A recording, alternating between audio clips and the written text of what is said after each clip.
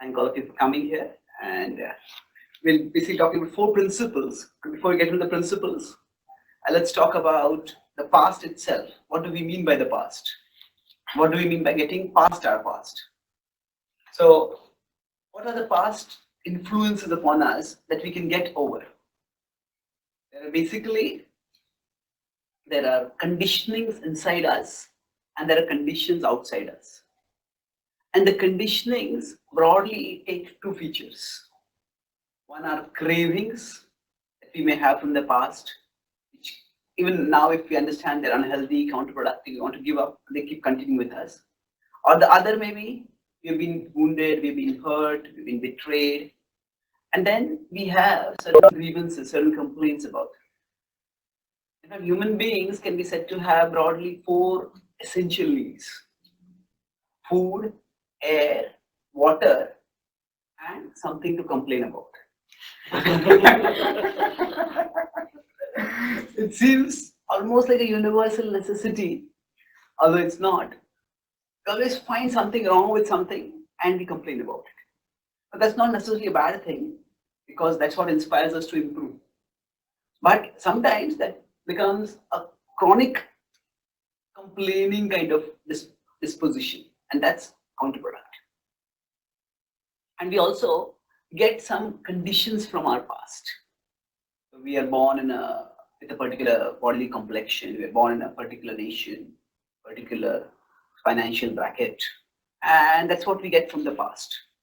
So now, how does that past influence us, and which of that past can we get past? So the past influences limit us, but one key principle to understand is that we are products of our past, but we don't have to be its prisoners.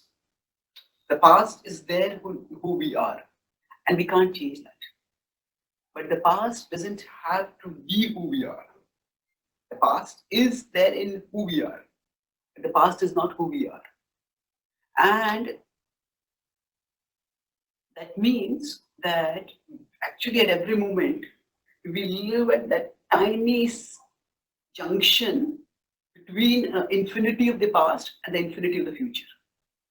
That's the present. And it is in this present that the past influences come upon us. And depending on how we use or don't use the present, our future is molded.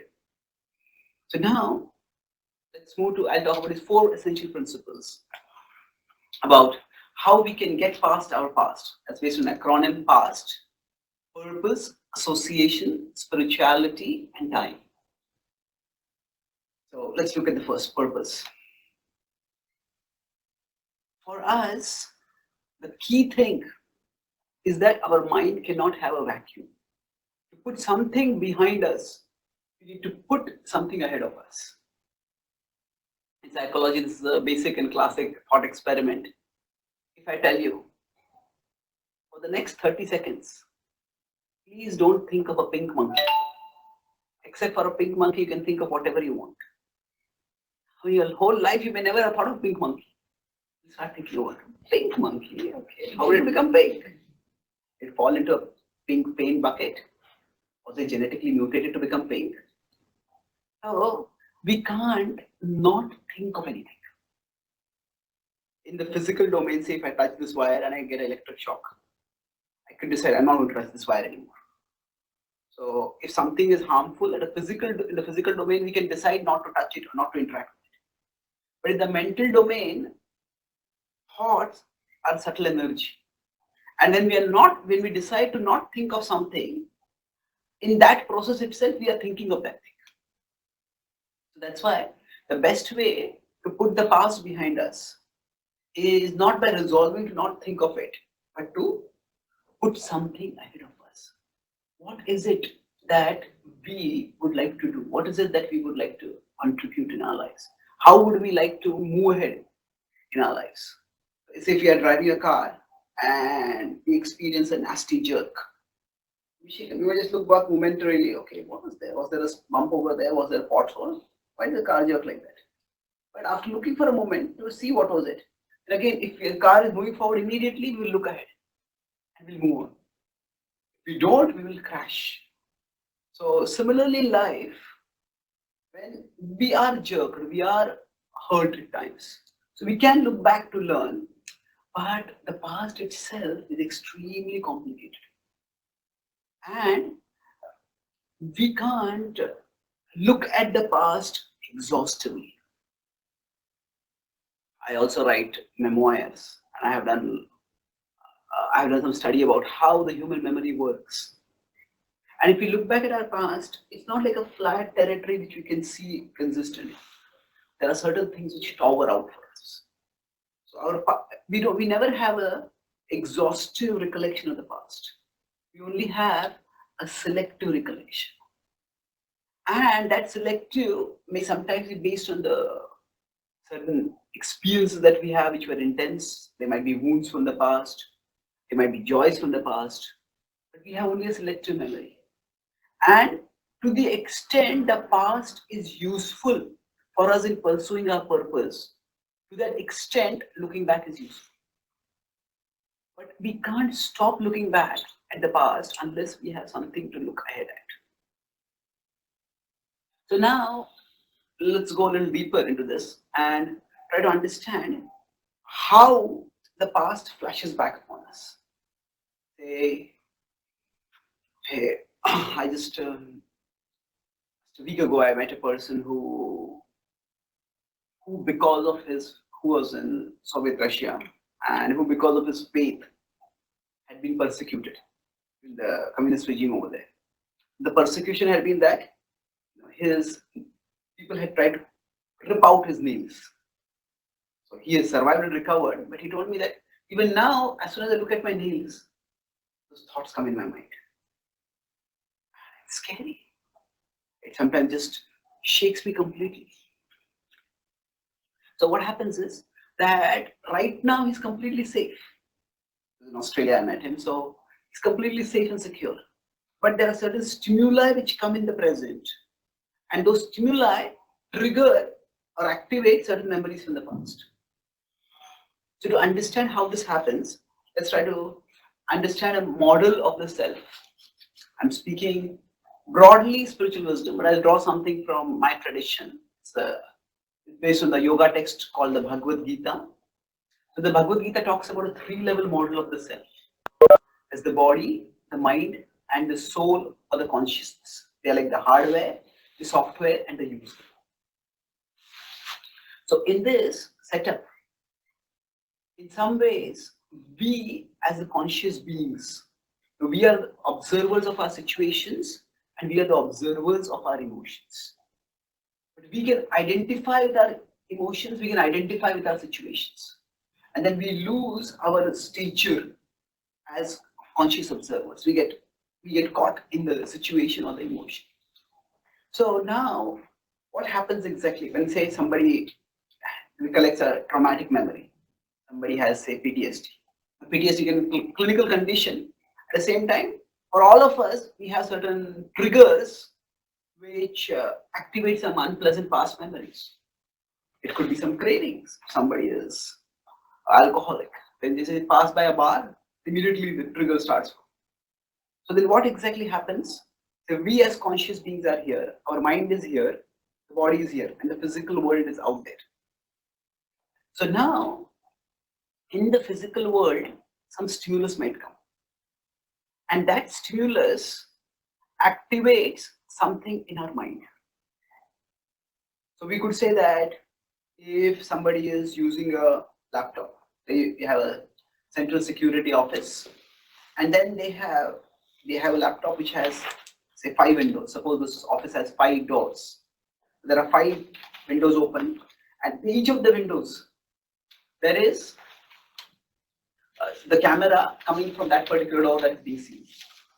Now when those windows are open and when the observer sees, hey, there's someone suspicious over here, just click on it and then that window zooms out. So for each one of us, so right now you're sitting, so these 5 windows we can say are our eyes, our ears, our sense of smell, our sense of touch, our sense of taste, the tongue. So these are 5 windows broadly by which we take in information from outside. And all of them are integrated and placed on our mind. mind is like the screen on which you are observing. And now in some cases, say right now we are focusing most on your eyes and your ears. Those two windows are maximum, try to understand it. But suppose say suddenly maybe somebody is at the same time they're having their lunch in behind, and you get a very attractive fragrance. Immediately that window opens. Okay, what are they eating? Is this for everyone? Will I also get a slice of it? It's a delicious cake or whatever. Then what happens? That window opens up. So sometimes the window that opens up is what we want. Sometimes it can be a window that we don't want. Now this is one step of how our mind works. But there's more to it. That along with these 5 windows on the screen of the mind, and there's 5 windows which you connect with our 5 senses. But along with that, there is also the recollection, the memory that are stored in the mind. So the perception from our senses and the recollections from the mind both combine together, and they combine in an unpredictable way. And they combine an individual way for each person, and even for that individual, it's unpredictable. The same person I talked about, yeah, they told me that it's not that every time they look at their nails, they feel traumatized. So how does it happen? That we don't know. When a particular window will suddenly zoom out, it's like when we're working on the computer now, they want to start and the computer gives a notification. You want to shut down your computer to give an update. Now we might not be able to predict when that shutdown, that notification will come up. But when such a notification pops up, at that time, if we are careful, hey, this is not the notification I want. So then what do? We minimize it and we focus on something else. So similarly for us, there are certain things which we want to focus on. So among these, say right now you're focusing on your eyes and your ears. So those are the windows you want to maximize. But for each one of us, based on our past, certain other windows will get maximized. When they start zooming out, if we are alert, this is not the window I want to focus on. So that is, it's at the level of the mind that this minimization and maximization happens. And when we have a clear purpose, then when suddenly a window pops up, I don't want to pay attention to it. It's otherwise, suppose you have some free time and then you go on the net and you start watching a YouTube video, or you go to Netflix and start watching a movie. And we watch one thing, and then as soon as initially what happened was Netflix started advertising how huge library of movies that we have. But then what happened was there's so many choices that people will get overwhelmed. So Netflix started advertising their own algorithm by which they would give you selected movies based on your interests. So when you're watching one movie or nearly completing one movie, you see so many other movies over there. And if we have nothing specific to do, then we might just quickly get from one to the next, to the next, to the next. So we might spend hours over there. But if you're gone specifically to watch something, okay, finish this, let's move on to something else.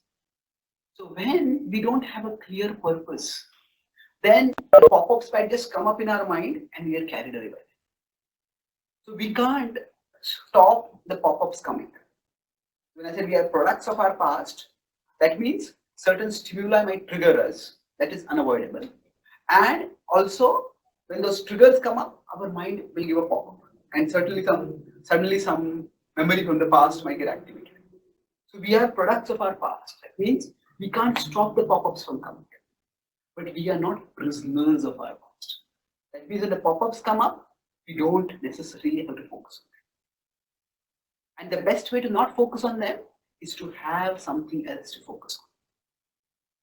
So purpose is very important. Now, broadly speaking, if we talk about the purpose, can go back to this first. When you talk about a purpose is slightly different from a goal. A goal is more like a landmark on a journey, whereas a purpose is more like a direction. If you get too obsessed with certain particular goals, setting goals is fine, but sometimes goals are achievable, sometimes they're not achievable.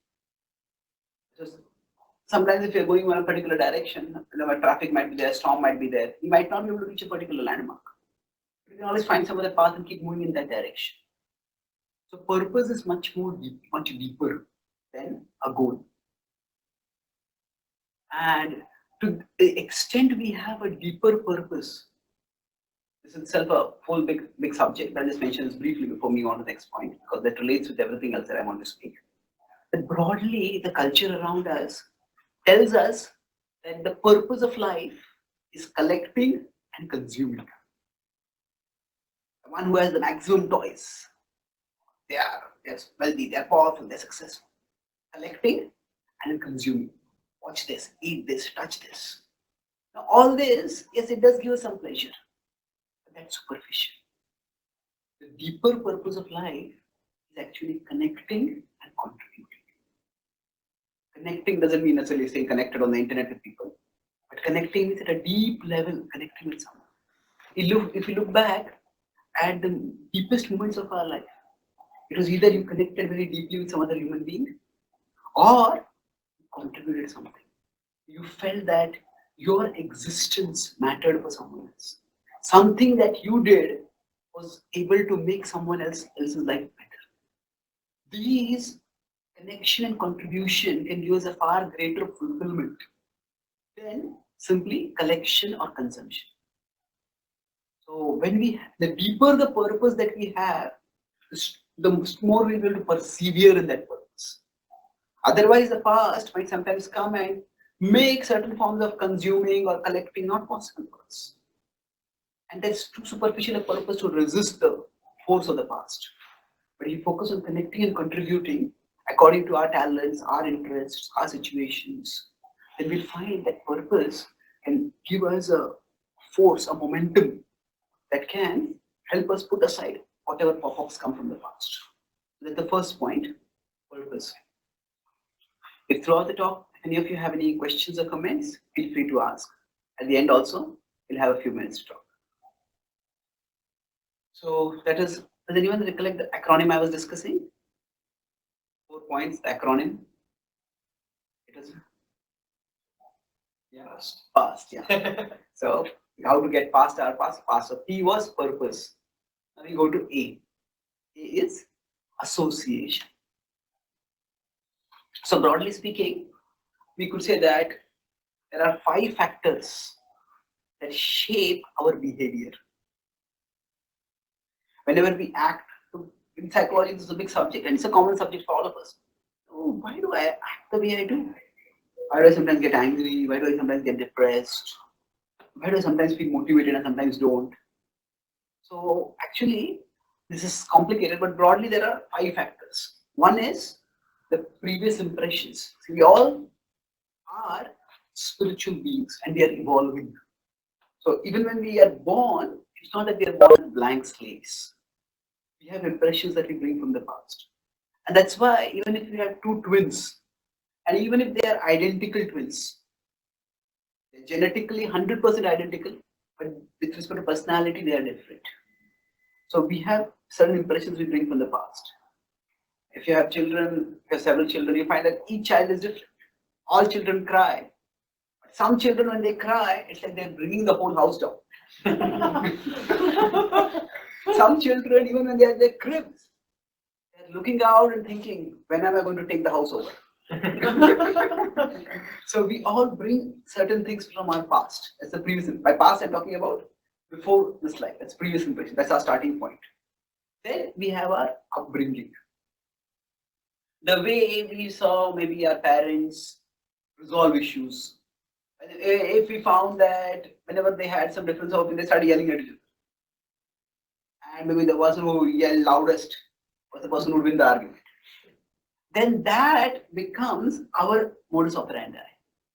This is the way to deal with things. So now we may not even consciously realize it. But our upbringing shapes us in many ways. And the third is our association. The kind of people we are around. Beyond that, there is our free will. We are not products of our genes. We are not products of, we are products of our genes, but we are not determined. We are shaped by our genes. We are not determined by our genes. We are products of our parents, but again, we are shaped by our parents. We are not determined by our parents. Also, we are shaped by our association, but we are not determined by our association. So we all have free will. We are not robots that a particular stimulus necessarily has to be a particular reaction. We can choose. So we can see some of the most inspiring human stories are stories of people who had everything going against them. They had a terrible upbringing, they were in a bad neighborhood, and still they grew up to become successful, to do something valuable for the world. These are stories where people have risen above their situations. That means that others might have, in the same situation, might have degenerated into a life of crime and self-destruction, but they did not. So we have free will, which differentiates us from robots. And then beyond that, there is spiritual intervention, which I'll come to what I mean by that. But now, if you look at these 5 factors, is the first in our control now? The previous impressions? Can we change that? No, we can't. What about the upbringing? No, we can't change that also. What about our association? The kind of people we associate with, we can change that. Association affects us in both subtle and gross ways. Essentially, the principle how association affects us is this, that our desires are not just linear, they are also triangular. What do I mean by this linear and triangular desires?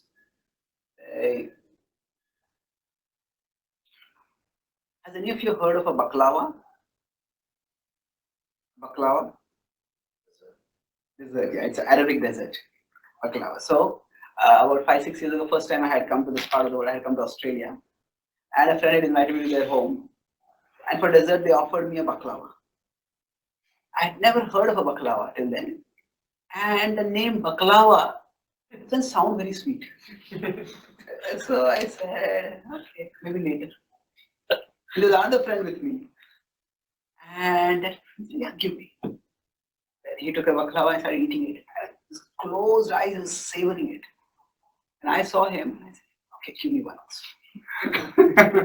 So just hearing or seeing the baklava did not create that desire. The linear desire was not there. But seeing someone else relish the baklava created the desire. So our desires are not just linear, they're also triangular. And this triangularity of desires is tapped, for example, by companies when they promote a product. But they don't just promote the product. They get some celebrity to endorse the product. So when there is some movie star, some sports star, they say, I use this phone, I use this car, I use this bike, I wear this t-shirt. Oh, really? Do that? I want to do that also. So our desires are triangular, not just linear. And the linearity of desires works, especially if something is very visibly and irresistibly attractive. If there's food looks very delicious or any particular product looks very attractive, then the linearity of the desires might be triggered.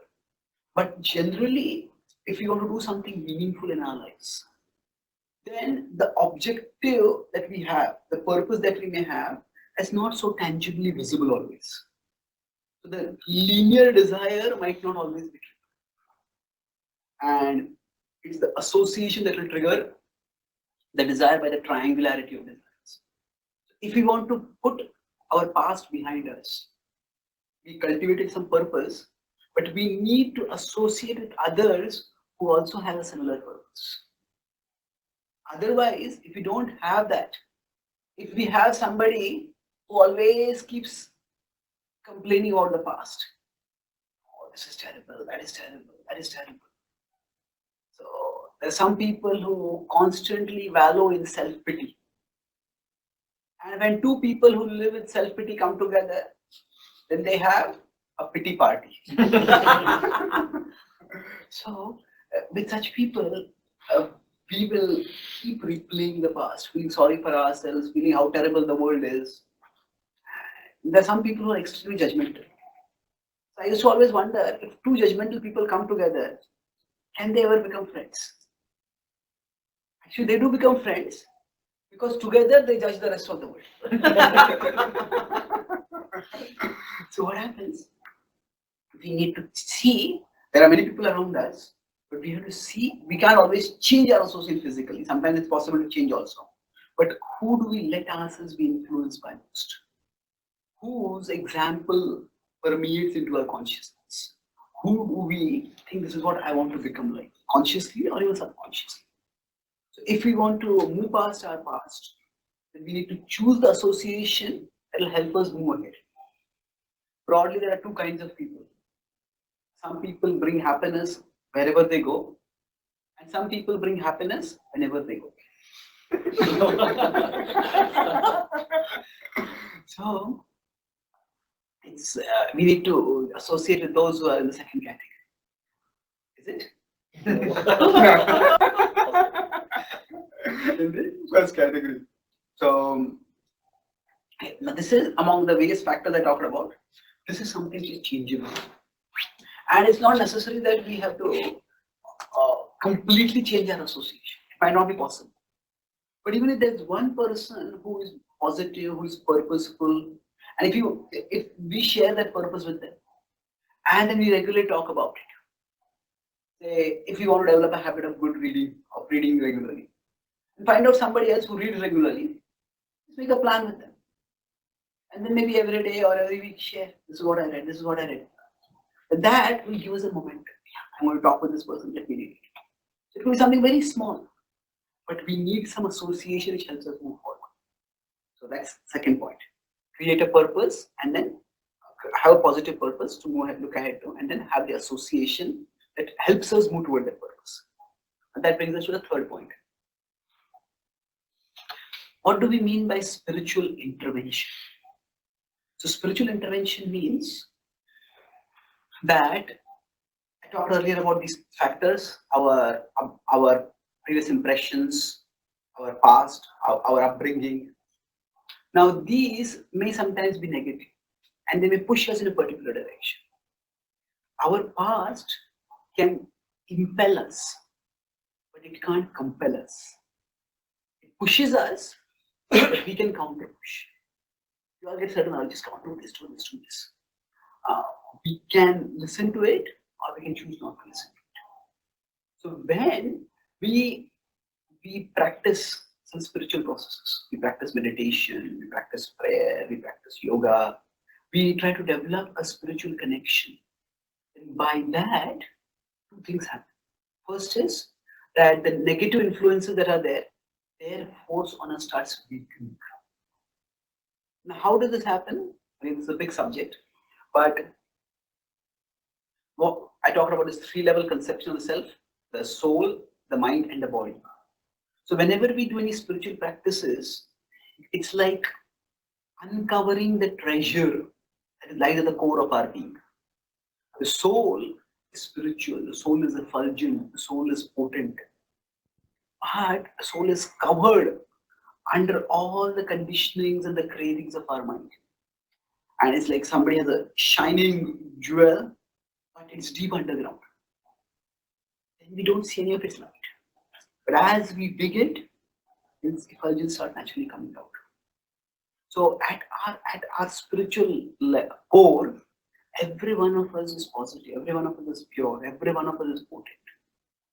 But the negative influences, the influences of our past condition, of our impressions, our upbringing, they cover.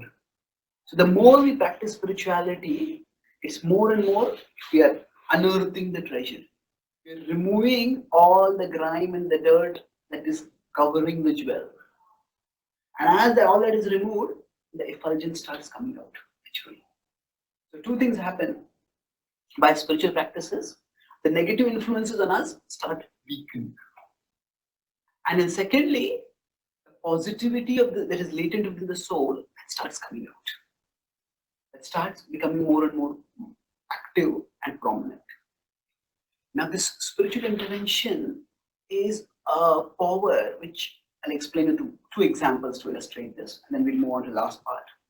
That generally If we consider, if we are in an ocean and there are waves which are hitting us, sometimes we might, by our strength and by our watchfulness, a wave hits us, we might not get swept away by it. We might duck under it, we might just dodge it, whatever. And if the wave is not very strong, we might be able to resist it just by our strength. But if a wave is extremely strong, when the wave comes, it just sweeps us away. So at that time, it's almost impossible to not get swept away unless we have an anchor that we can hold on to. The anchor is firm, it's immovable, and when we hold on to it, depending on how firm is our hold on it, we will still be hit by the wave, we will still be flung by the wave, but not that far away. So the world we live in is like an ocean, and things are constantly changing. Sometimes there are minor changes, sometimes there are huge catastrophic changes. And when these changes happen, they're like waves hitting us. So we need something unchanging to hold on to. So our spiritual core is that unchanging anchor. And our spiritual practices, they are meant to help us strengthen our hold on that anchor. And when we strengthen that, so hold on the anchor, what happens? If we consider now the waves to be like the negative influences from the past, a certain craving rises within us.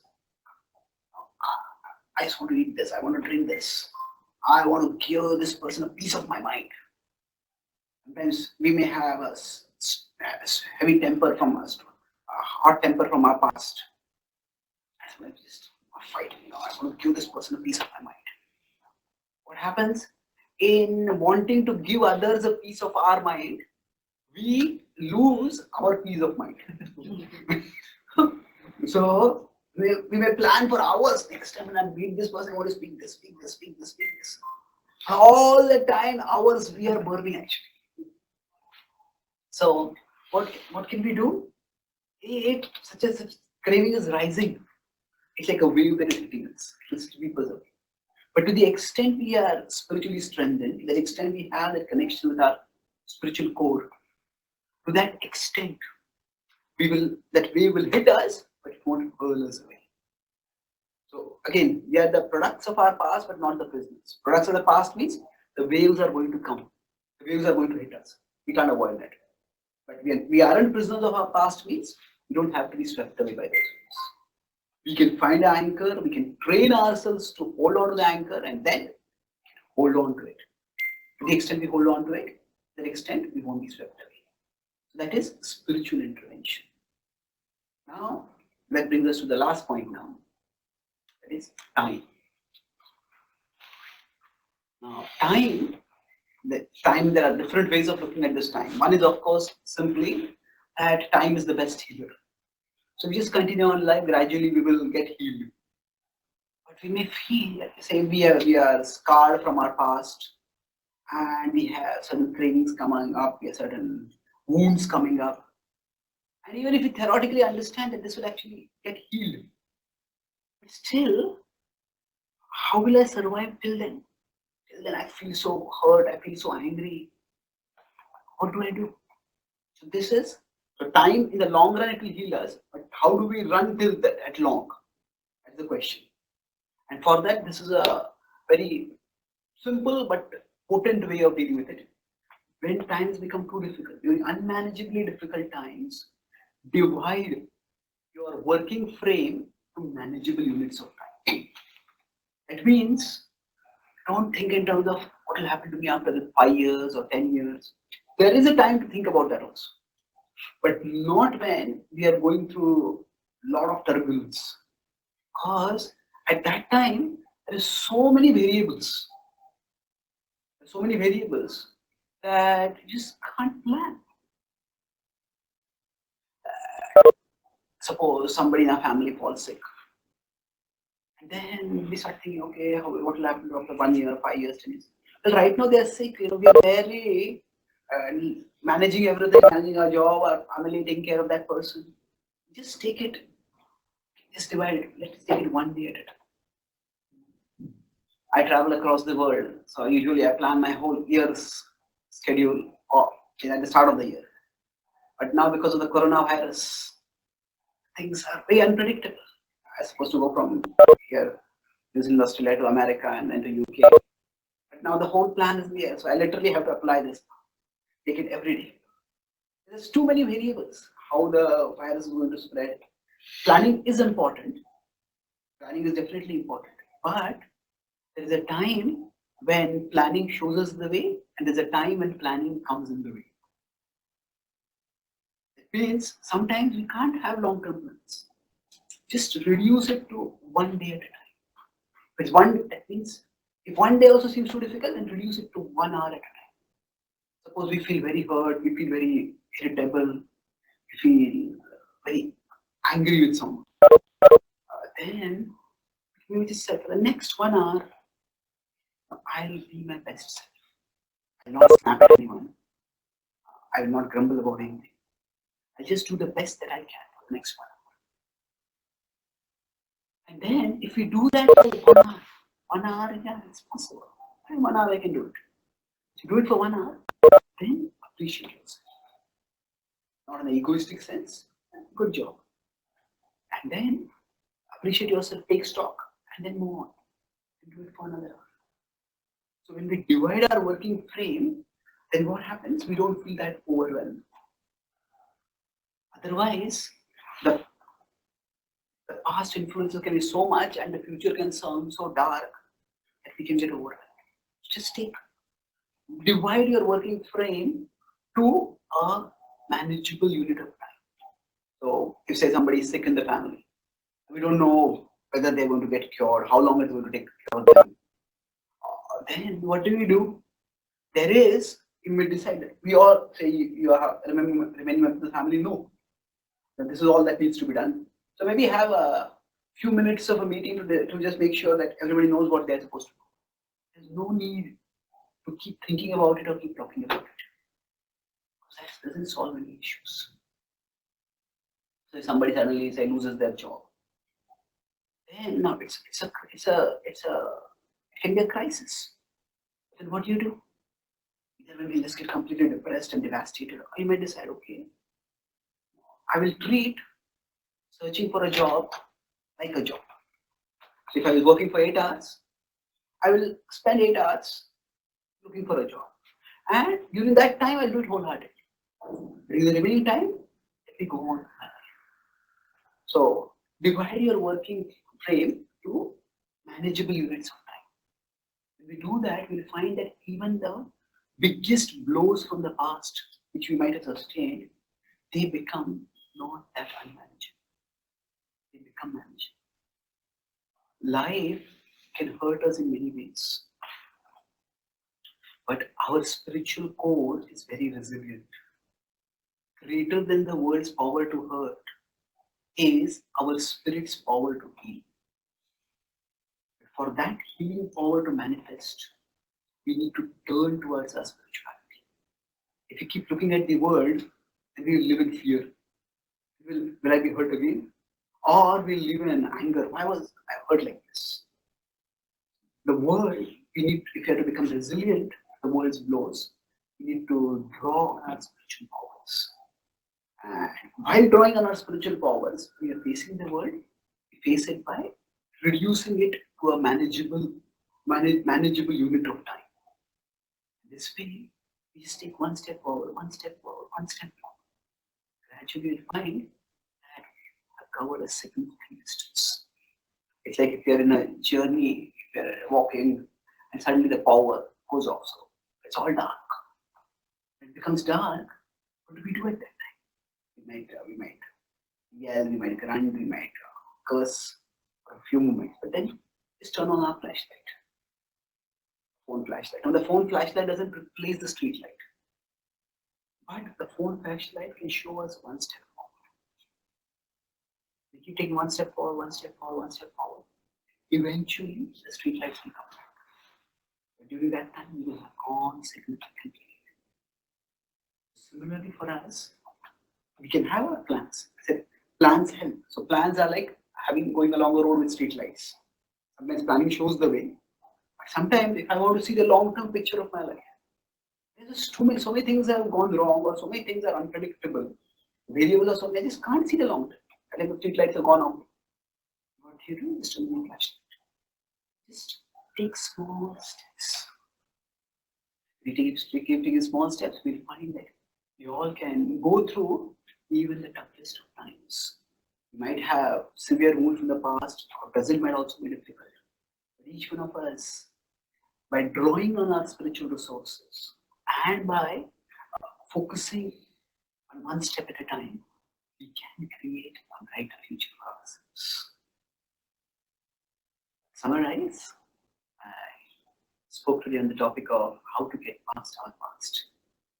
I talked about our past influences in terms of the conditioning within us, the cravings and the complaints, and the conditions outside us.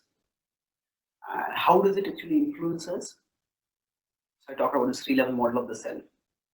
That when we are functioning, there are stimuli from the present that might come, and they activate certain memories from the past. And the two combine in unpredictable and unexpected ways. And suddenly, some pop-up comes up within us. So we have our mind like a screen with the 5 windows corresponding to the 5 senses. But other pop-ups come up, and the 2 windows may combine, and some thoughts train might get triggered within us, and we can get consumed by that. So to not get caught by the past, we understand that we are products of the past. Right? Certain stimuli will agitate us, certain things will pop up in our minds. We are products, but we don't have to be prisoners. And to differentiate between products and prisoners, I talked about an acronym past. What was P? Purpose, yeah. So we can't stop thinking of something, but if we have something meaningful to think about, then we can neglect the thought that have popped up within us.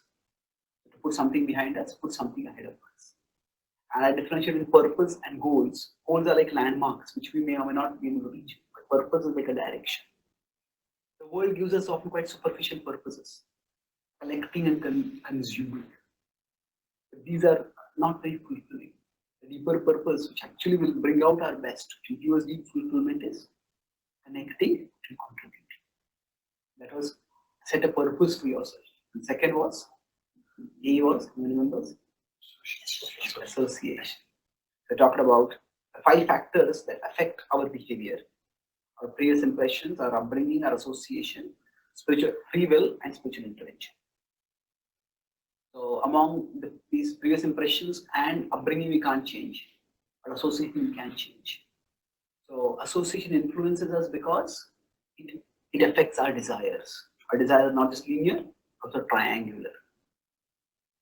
So if we want to create a brighter future for ourselves, we need a strong desire for that brighter future. And if we are so surrounded by people who are always complaining about how terrible the past was, then that will be the kind of desires we have. So we need to have at least one person who shares our vision for the future. And then we bond with them. And that will tap the triangularity of the desires. Then S was, remember? Spiritual intervention. Yeah. So by that, spirituality, I talked about spirituality means it is that by that our spiritual practices, the negative influences of the past, they will become weaker. That means the upbringing and the previous impressions, they'll become weaker. And our own free will become stronger. So how does this happen? We at our core are like shining jewels, covered by dirt and grime. So the soul is pure, positive, potent. And to the extent we practice spiritual practices regularly, we meditate, we chant, we chant some mantras, we pray, we do some yoga. By all such practices, we can access our spiritual core. When that becomes unleashed, positivity comes out. So spiritual intervention weakens the negative influences coming from our mind and its conditionings. It strengthens our positive influences which come from our core. And last T was time. Yeah. So time will heal us in the long run. But how do we keep running that long? What I talked about? In difficult time, unmanageably difficult times, reduce your working frame to manageable units of time. So there are times when planning shows the way, but there are times when planning long term can come in the way. So if there are too many variables in life, just take it one day at a time, and even 1 hour at a time. Can I just be my best for this next 1 hour? If you're able to do that, then appreciate yourself, encourage yourself. So when there are too many variables in life and we're going through tough times, that's like the street lights go off. Just turn on the flashlight and take one step forward, and we can cover a significant distance that way. Life can hurt us in many ways, but our spirit is resilient and it can not only sustain but heal from all those wounds. And no matter how dark our past might be, no matter how dark our present might seem to be, we all have the potential to go past our past and use our present to create a bright future for ourselves. Thank you very much.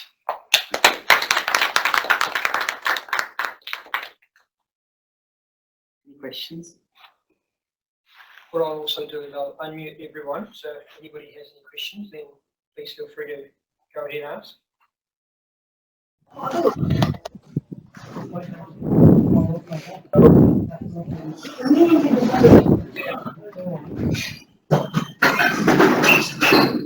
Jesus. Maybe anyone has any questions that I dialed with?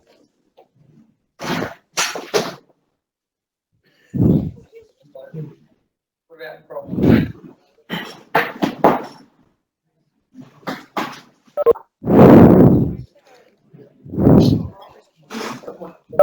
Weekend now, can't go to America.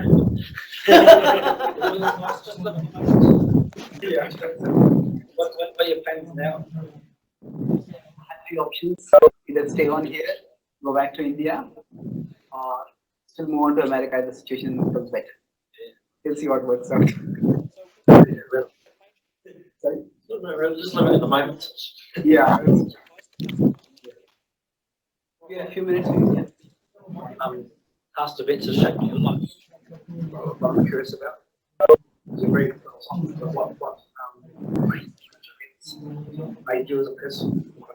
That's not too personal. Yeah. What influenced me?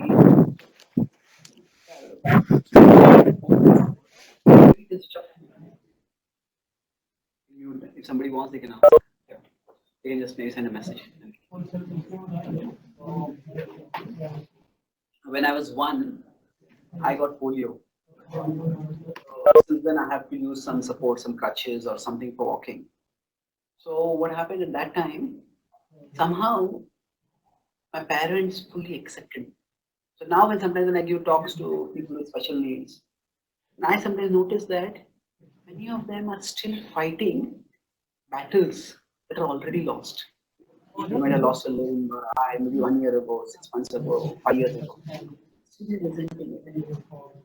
But now, what I notice is that I don't remember any time resenting it like that. And that I would say largely I give credit for my parents to that. Credit for that to my parents. So they accepted me. And one of my earliest memories of my physical handicap was that some of my relatives had come to meet me and to see my family. They tried to console my mother. My mother said that whatever he lacks in physical ability, God has given to him in intellectual ability. So my first question was that first thought was that who is this being God who can decide such things for me?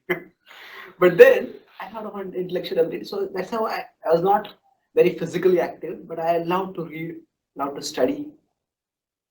And I slowly found that that was my strength. And then, like everyone else, I also had many challenges in life. But I think that helped me to become more internal, more reflective. And one of my childhood hobbies was just picking up a dictionary and memorizing words. So I loved words. Then that's how I started speaking and writing. So those were the prominent impressions for me from the positive side. From the negative side, I had a very good childhood, good upbringing.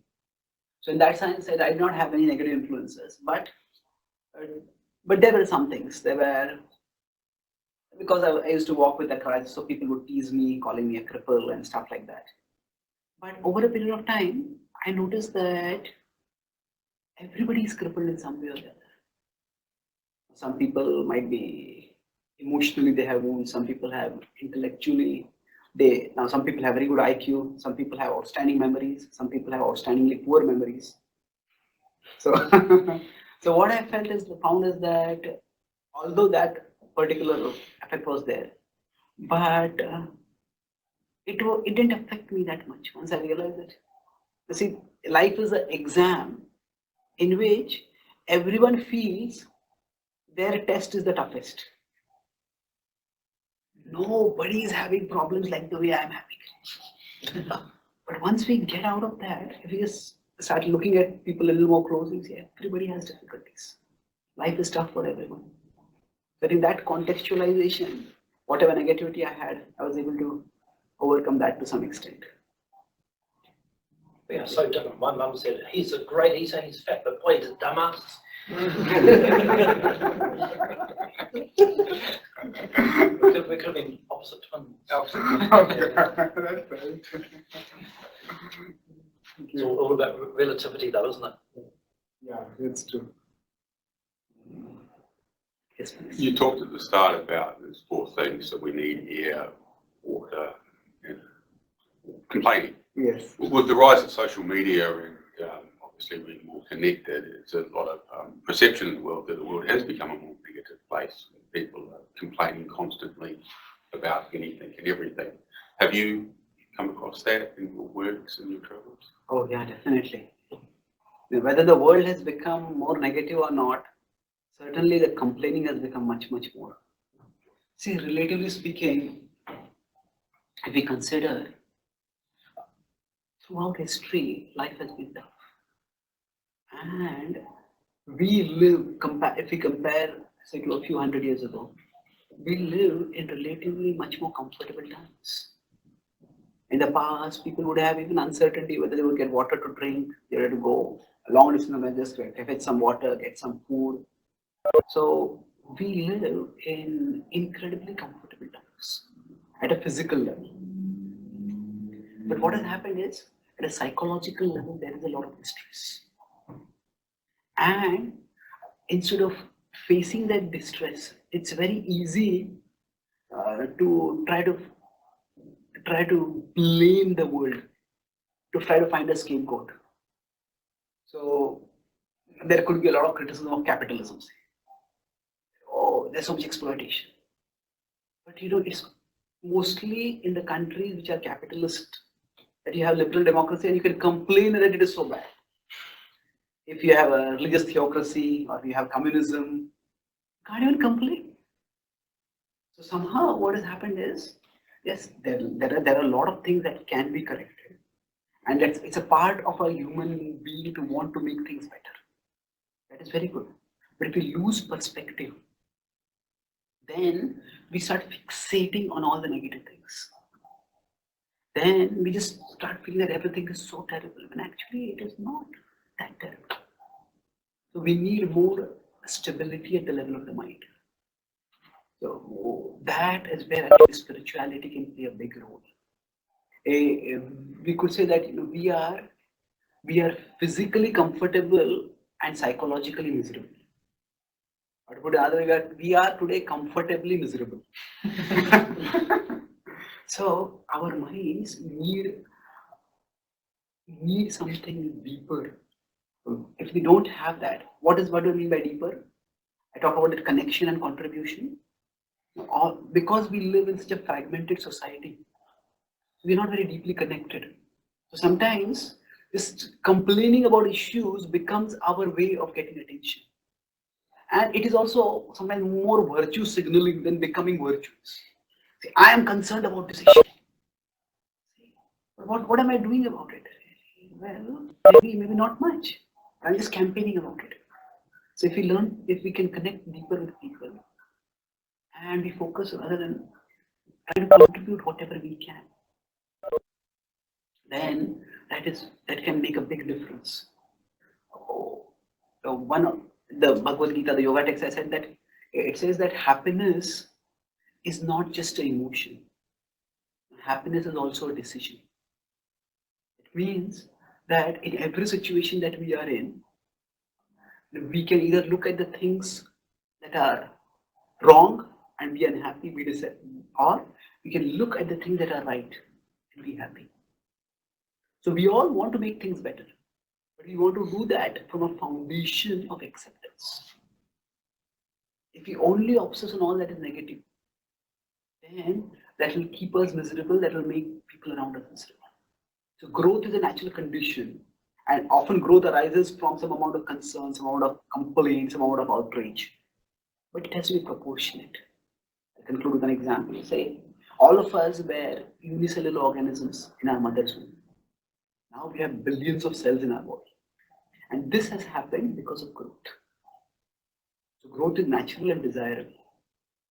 At the same time, cancer is also growth. Our cancer is disproportionate and destructive. So similarly, we want to grow in all areas of our life. With technology, we have grown incredibly in physical comforts. But Martin Luther King put his finger precisely over half a century ago when he said we have guided missiles and misguided men. He says our scientific power has outrun our spiritual power. So we have a lot of power to control the outer world around us. But we have not gained enough power to control our inner world, our thoughts, our emotions. And they go wild and they make us negative. Then what happens? We start fixating on the negativity. And that negativity starts growing in our minds, and we start causing it to grow in the world. And then that growth is cancerous. That can destroy, that can make people discontented, and not just discontented, but destructively discontented. But in terms of growth, yes, there are lots we can improve in our lives. There are lots we can improve in the world. But if we begin inwards, by improving our capacity to manage our own thoughts, our own emotions. If we grow spiritually, then we can also grow sustainably in the outer world. Okay. Thank you very much for your question. Thank you for your participation, and wish you all the very best in getting past your past. Thank you very much.